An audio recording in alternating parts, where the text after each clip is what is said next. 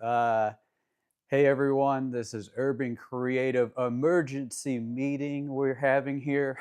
Let's talk about it.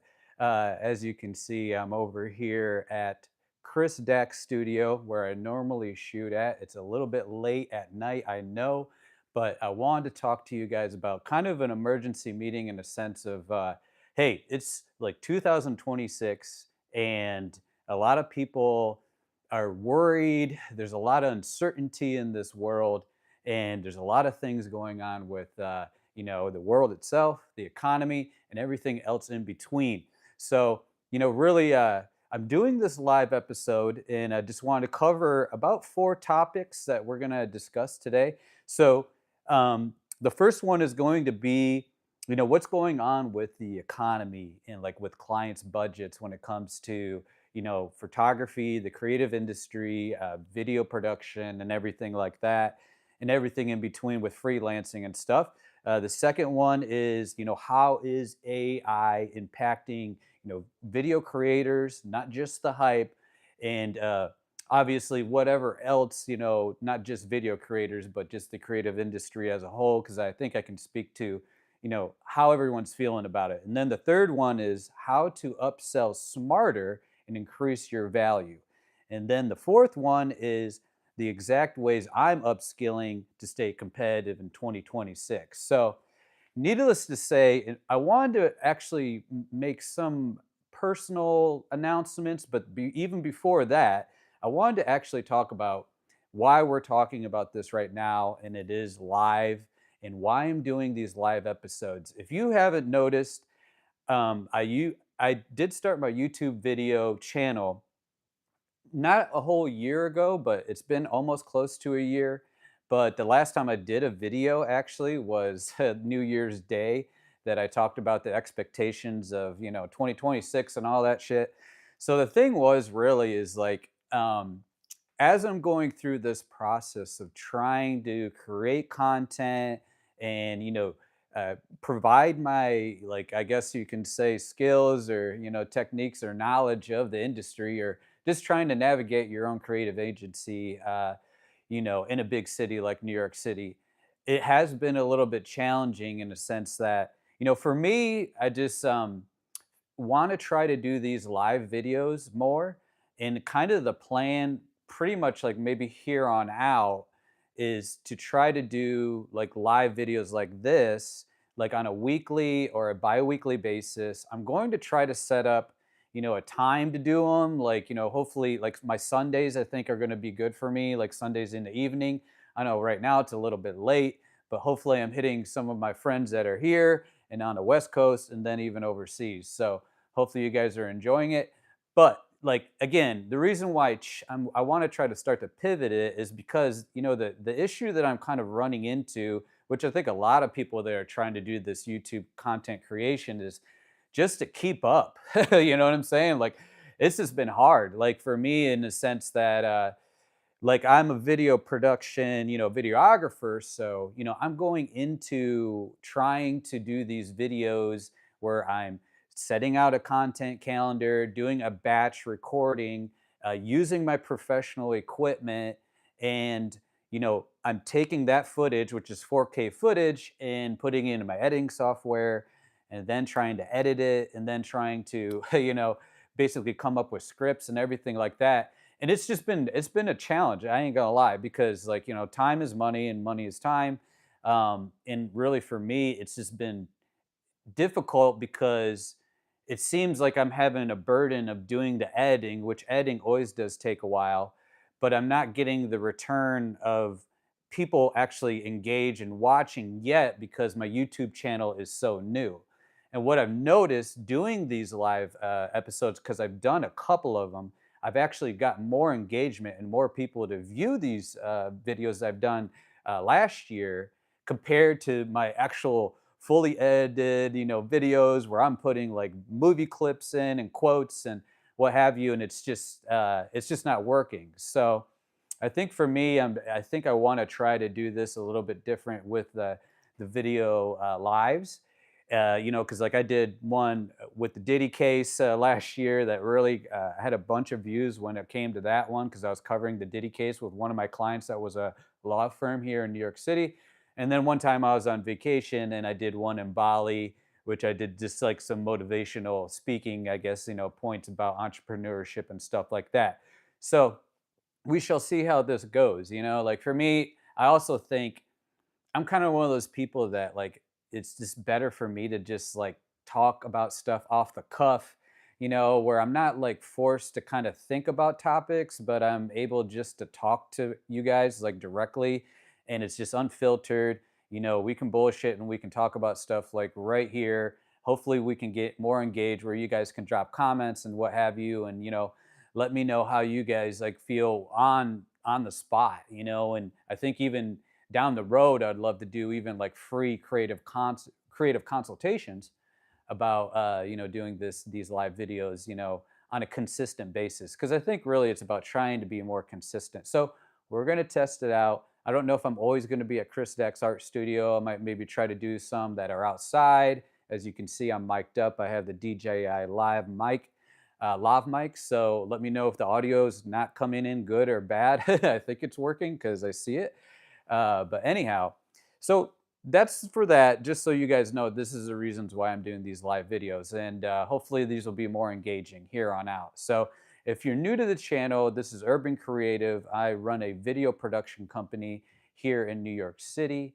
And yeah, I just tried to offer my expertise and also my tips, or just general bullshitting or advice about how to really do stuff full-time freelance, running your own company and learning as you go. Because of course, myself, I'm doing that a lot, and it's interesting with this year because I feel like uh, this has been an interesting past few months, you know what I mean, for a lot of people.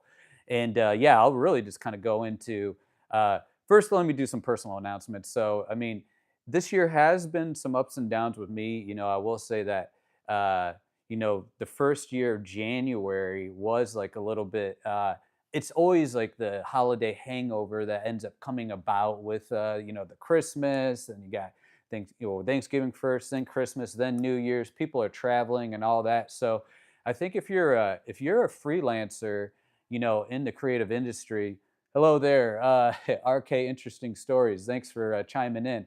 Hopefully my audio is good. Just so you guys know, let me know if it's not. But, I think you have to anticipate that.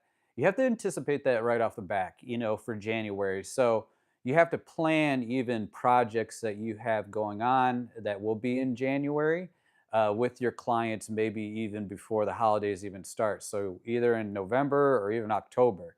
At least for me, I'm fortunate enough to have is that um, I'm from New York City, by the way. One of the guests here chiming in, and the thing is that I'm fortunate enough that my brothers have a business that has kind of nothing to do with videography or creative field, and I'm able to tap into them and work on projects with them, every so often. So I think the big thing I'm just trying to say is that, like, even though you have your own creative industry or your own creative business, whether it's photography, graphic design, anything like that, don't feel too constricted that you always have to stay in the creative lane and not do some of these other sort of boring jobs. I mean, you're just going to have to do what you have to do, especially in New York City. It's like you got to have, multiple side hustles when it comes to this stuff. So, for me, that's kind of what it is, that I make sure that I have that balance. So January was like that. I was actually in Houston for my brother's business job for like, two weeks. And then I came back, and tried to, have some stuff. And I did have a couple of video shoots that worked well. So February came around, and February was just like it was kind of abysmal.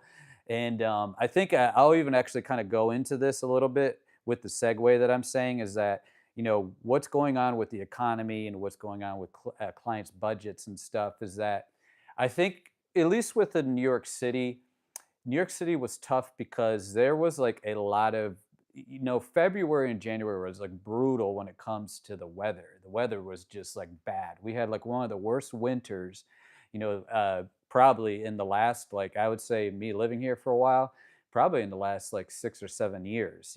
So there was major snowstorms and everything like that. And even for myself, like in February, I had like two video shoots that were lined up that just ended up getting canceled, got rescheduled because people were is because of the weather, and some people were trying to travel and then they got delayed and then that it just and a lot of times, sometimes when things get rescheduled, it keeps getting pushed back and what have you. So I think, at least for me, or I think with a lot of people, videography is a little bit seasonal, in a sense. If you're doing video shoots during the winter, it's usually kind of slow, but then you start picking up when it comes to spring, and then summer, you're just like full on going crazy, and then it's still usually pretty good pretty much for the rest of the year.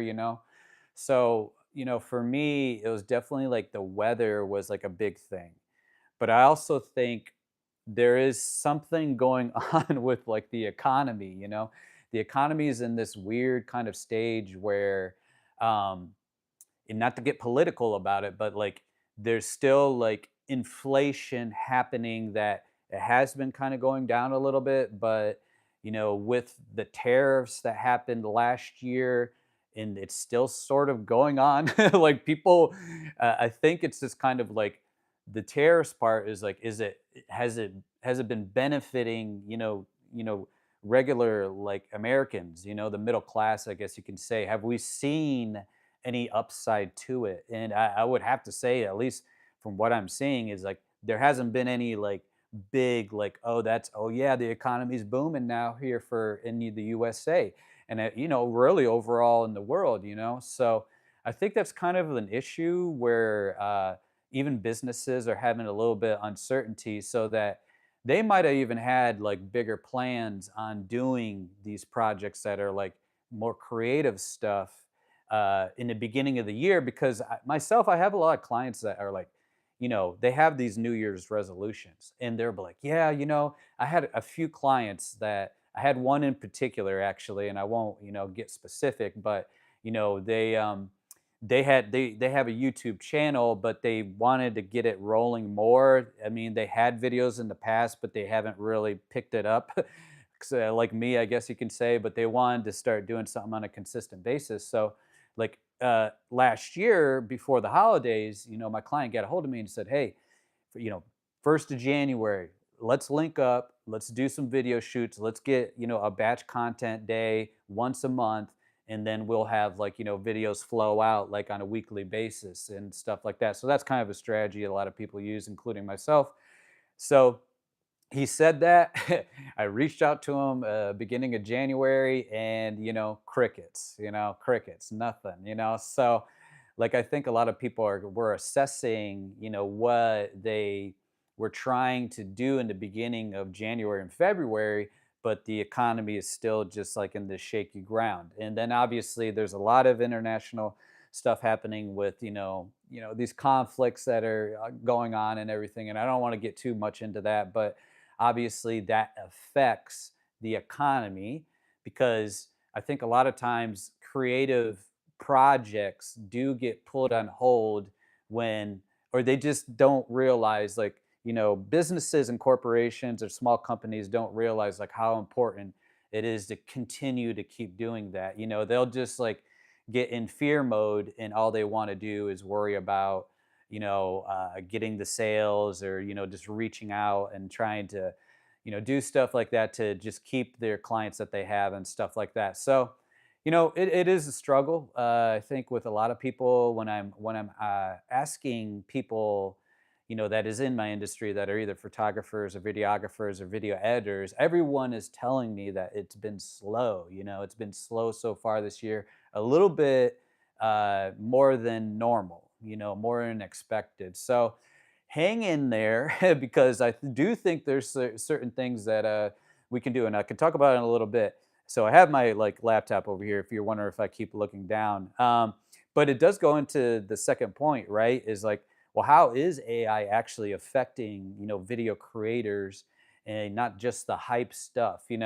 So I think with us, we're in this kind of interesting gray area where there is so many like updates that you see just constantly with Nano Banana 2 and the Chat GPTs and these let me see what is the one that's the new one that came out. I think it's like Hexfield or let me see if yeah, it's like what's the new video ones, guys? If you remember, the AI video generators that are new. Kling 3.0, yeah, that's a big one.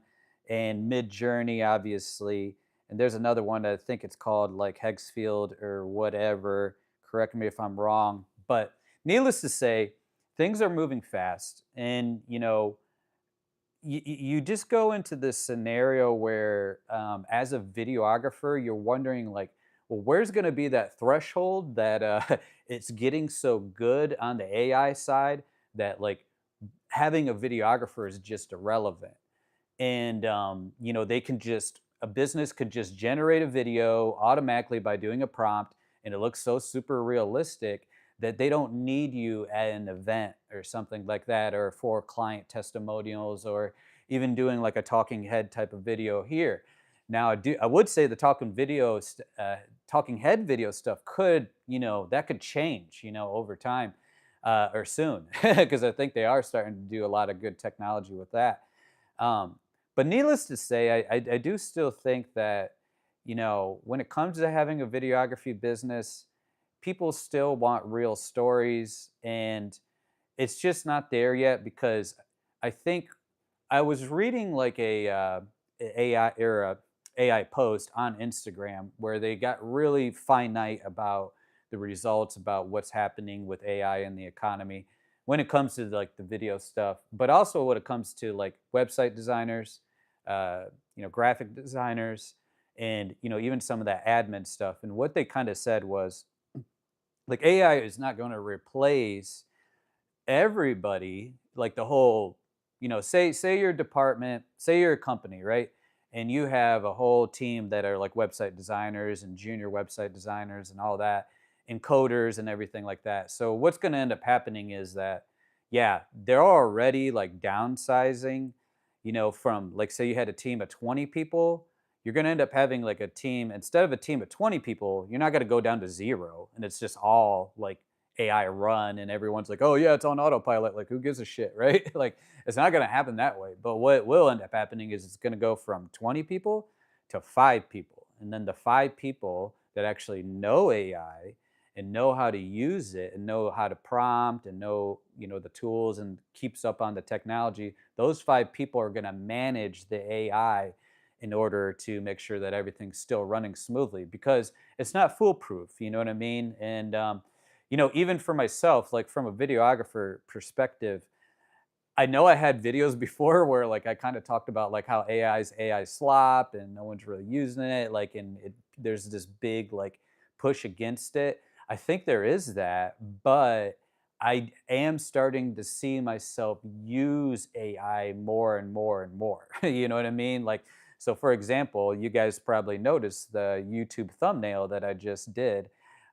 Before I was doing my YouTube thumbnails in Photoshop and trying to do like the text warp and everything like that. My Photoshop guys, they know what I'm talking about. But like, it would take a good like at least 45 minutes or so, an hour, maybe even quicker, but still like 30 minutes of my time to just make a YouTube thumbnail. Um, but now I just put it into Nano Banana 2. I'll take a photo of myself like that I did, and I literally type in a prompt and talk about like what this video is about, and then I just end up generating it, say the themes, like the style that I want. Do I want 3D text or whatever? And literally, they tapped in it, like they generated an image that looks like Photoshop quality, sort of viral looking. How these all these viral thumbnails are looking now, and that's what I'm using, as you guys can see. And like for me, it's just kind of like, all right, well, it's good enough. Like, I mean, I'm not gonna spin the wheel. And again, I think people need to have a little bit more of a mindset about less of the quality on some of the stuff when it comes to video content, but also that type of like, what you can generate with AI for the speed, because the faster you are in getting it up, the better. And even now, right? So I'm looking at my laptop. So what I ended up doing was go onto ChatGPT, said the title of the video that we're talking about right now, and just said, hey, write a description, a short one, and these are the topics I'm going to cover. And here's the thumbnail just for you to like think about that. Types in this whole thing. I have the description as you guys can read right now. I think it's good enough for me. So now I'm over there putting that together. So for me, I think we just got to force ourselves. You have to end up forcing yourself using AI more. But then when you start realizing you're using the AI and you're getting better at it, it does really save you a lot of time.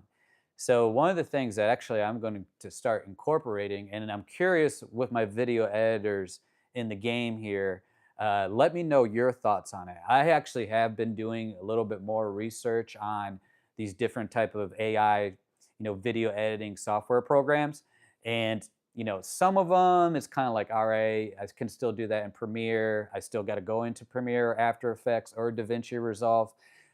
So why bother, kind of thing. But there is one, and this is not a commercial. They didn't pay me to say this, but there's this one called Eddie AI, and you guys can look it up. I'll try to get a link down here at some point just to show you guys. And it looks pretty promising, at least from the software perspective.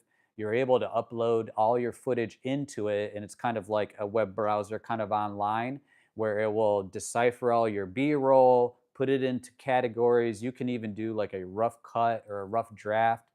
I think they have other tools that they're testing out, but it's not really that great at the moment. Correct me if I'm wrong, but I would love to hear from you guys. Drop a comment in the below if anyone has tested this Eddie AI out.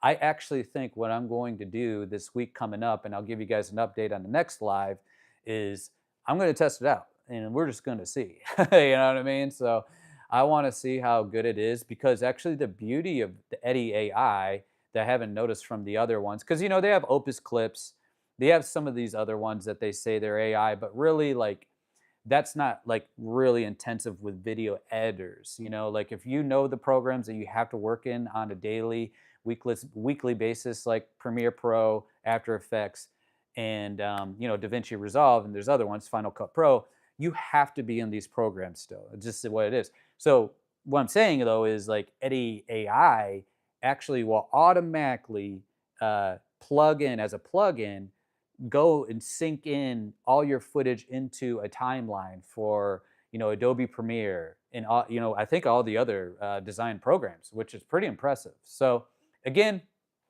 I'm not sure how it's going to work, but I actually just did some big like 2-day video shoots, 3-day video shoots this past week or so. That I'm just running up on time. I just got back from Colombia from my birthday. I was over in Medellin, and that was a lot of fun. So like I'm backed up on my projects because I did all these video shoots before I went on vacation. But now like the clients are kind of like, yo, all right, get back to work.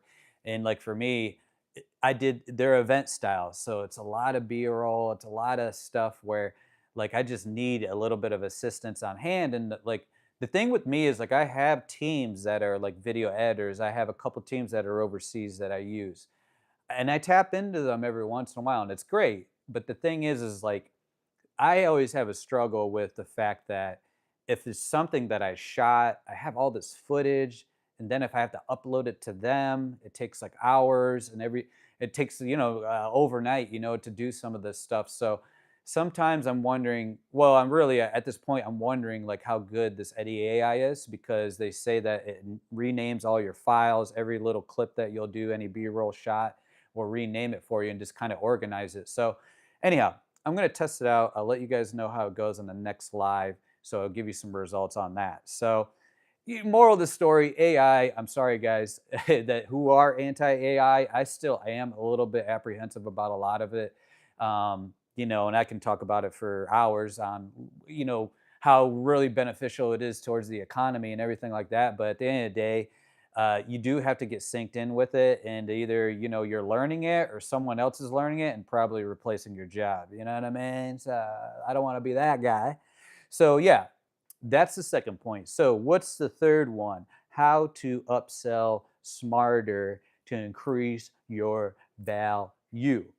So this is kind of a weird thing that I've been noticing when, and again, I'm still new to being in videography and video production as a whole, but even like working with other photographers and everything like that, is that I've noticed a lot of times, like when I speak with, and it could be anything, right? It could be graphic design, photography, again, like what I mentioned. But I notice a lot of times that um, the people that do struggle, and I'm not gonna say no names, but like some of my friends or just colleagues that I know, they struggle because they are kind of in just one lane, like they only do graphic design, or they only do coding, they only do photography, or they only do video, and they get really like when I even have conversations with them, like they really have like issues when like a client might ask them to do more, or hey, do you do this or do you do that, you know what I mean? And I guess for me, I just got lucky because I started off with graphic design, and then I slowly started to do some of these other, you know these other fields, you know what I'm saying? So I dabbled in web design myself. I dabbled in photography a little bit, and I dabbled in obviously video editing, and then started doing more videography. And the reason why I bring that up is that I have a lot of people that I know that are videographers, but there's like say you do an event, right? Or you're about to do an event, and the client's like, hey, I know you're doing the video, but it'd be great if we can get like, you know 30 to 50 like photos. Is your camera capable of that? Which most all DSLR cameras have photo and video.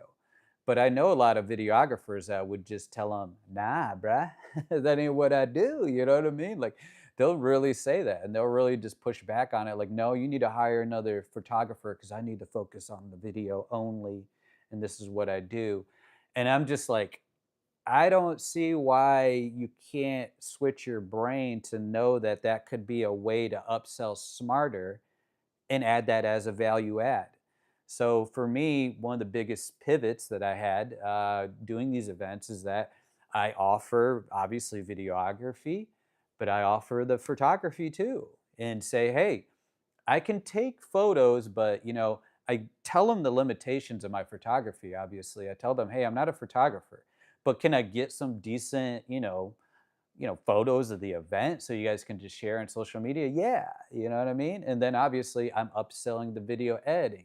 So that's even a second thing, like there's some of these videographers that I met, like, at these networking events where, they're not really, they're not even entertained or interested in doing the video editing part. You know what I mean? So I think that's just like something that you should try to learn it if you are a videographer, because I think video editing makes you a better videographer. And you can, look up various interviews of famous directors. They always talk about that there's too many videographers that don't mess around with video editing at all, and they just assume someone else is just going to do it, and they push it over to somebody else, and then they just don't, you know what I mean? They don't catch that eye of what a video editor really needs to have for the final product. So, that's a better way to upsell, because like I guess for me, like upskilling is what I'm saying, is both same thing in a sense, but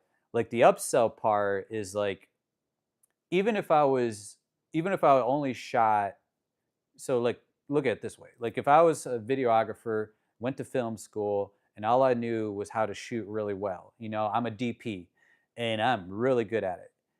But like if you had a client that's like, hey, I see that you shoot, videography, but do you edit? And then if you just say no, there goes like an upsell. I guess that's what I'm saying. So like I was even speaking with someone at an event recently, and they basically were telling me about, like, yeah, I don't do the video editing at all. And I was like, really? I was like, so, when you have a client that asks you about the video editing, like, what do you do? And they're just like, yeah, I just don't. Yeah, I just tell them like, hey, I don't do it, but I might like recommend somebody that I know or whatever. But I was just telling them, I'm just like, from a business mindset, right? Is like, why don't you just say you do the video editing and then have a private conversation with your friend that you know can do it, or a team, ask around and get the budget that you need, but then you take your cut of what that is with the client. So you present your package for video editing for a certain price that's a little bit higher than what you can pay, or what your rate is for your friends or whatever. So it's all about that, like that's a good way to upsell that I think a lot of creatives don't realize. That business mindset of it is that you can offer photography even if you're not a photographer. You hire you subcontract another photographer, and then you just get your cut with what it is, because really you still should get a little bit of that because you're getting like a finder's fee, you can say, so to speak, or even just doing the recruiting, I guess you can say. There's a time and money and value into that, right? So that's all I'm saying. And I guess it does kind of go hand in hand with upskilling. I was trying to separate that out earlier, but like I think I got those a little bit mixed up, so my bad. But like really, like upskilling is what I'm saying is that in 2026, like I think from a creative standpoint, you have to upskill yourself. Is that like, all right, well, if you're a videographer, start messing around with photos and just take photos. Like even if you're just testing out on a personal project, just do it, because these cameras are so good nowadays that you could just, I mean, just start taking photos and say that you offer that as your services too. Because I think a lot of times, even with companies, like they don't, like, unless it's like you're a photographer and you're doing like very like headshot, pensive, photos, like those, you should get a lot of money for that because there's such a big skill, there's such a technique to it and everything like that. But like event photos is a perfect way to just like, you know, uh, just try it out. I guess that's what I'm saying is like it's an easy segue to like test it out, see how good you can like switch your brain from doing the, video, and then switch it, the mode, obviously, for the photos. So just try it out, you know what I mean, and see what happens. And yeah, I think that's just kind of what you should do. Like, and then you can sell that as an upskill. That's an upskill. You're upskilling your services. So I think the biggest thing for us, all of us, like hang in there. I don't want this video to go too long. My first one. I am a talker, as you can see. But what I'm just trying to say is like, hang in there, everyone. Um, I think every industry is kind of having issues with, business and trying to see what, is going to happen for, the next quarters for 2026. But hang in there, be optimistic, and if you're in this mode that you feel stuck or whatever, just try to do something a little bit different. Switch it up, learn a new upskill. If you're just a video editor, start learning photo editing. If you're just a videographer, start doing photography, and vice versa. You know what I mean? Because I think being a jack of all trades is going to be better, because if you're just one thing, like a coder, and that's all you know, look at what AI is doing right now. So that's what I'm saying too. Just to go back on that past thought, is like AI is eliminating certain things. So actually being the jack of all trades is going to help you out when maybe one thing kind of goes a little bit less and there's less demand for it. So that's all I have. I will say personal announcements. It's really quick. You know that I wrote a book, a memoir, a personal memoir of my childhood cat named Ralph. The book is called Ralph to the Rescue. If you look at the link below, you can purchase it. Check out the reviews. It's legit. It's a good book, a feel-good story. So it'd be great if you check that out. Uh, Also, I do creative consultations. And again, you guys can book me there on my Calendly, and just book a time and a date, and we could be able to discuss like a 30-minute or a 1 hour session. And then, yeah, stay tuned. I didn't put the link below, but I'll try to do it after this. Is that I am recently launched, sort of soft launched on my social media, like my Instagram and everything like that. Is I have a documentary coming out called Blue Tarps. It is a full-length documentary, about an hour long, and it is about my friend Chris Dax and his father. And it's an interesting story. I won't go too much into it, but you can check the link even on my social media on my Instagram. It's on my link there. We have a whole website and synopsis and everything like that. You can just learn more information about it. I think the we could talk about that more as I go, but that's coming soon. There's a trailer. You can watch the trailer. It's pretty dope. I'm excited about that. So that's a big thing for me to come into 2026. More documentaries. I'm just like, trying to manifest that. You know what I mean? Like more documentaries for me. Like it's going to happen. So this is a first big project that's really holds dear to my heart. You know what I mean? So, all right, guys. I think I took too much of your time. But tune in for more live videos, and I'm going to try to do them earlier, not so late, because it's like 10 p.m. right now, 10:30. But yeah, hopefully on a weekly basis on Sundays, probably bi-weekly basis, because I think I'm going to start to pick up on stuff. But yeah, stay tuned, guys. I appreciate you guys tuning in, and we'll talk soon. See ya.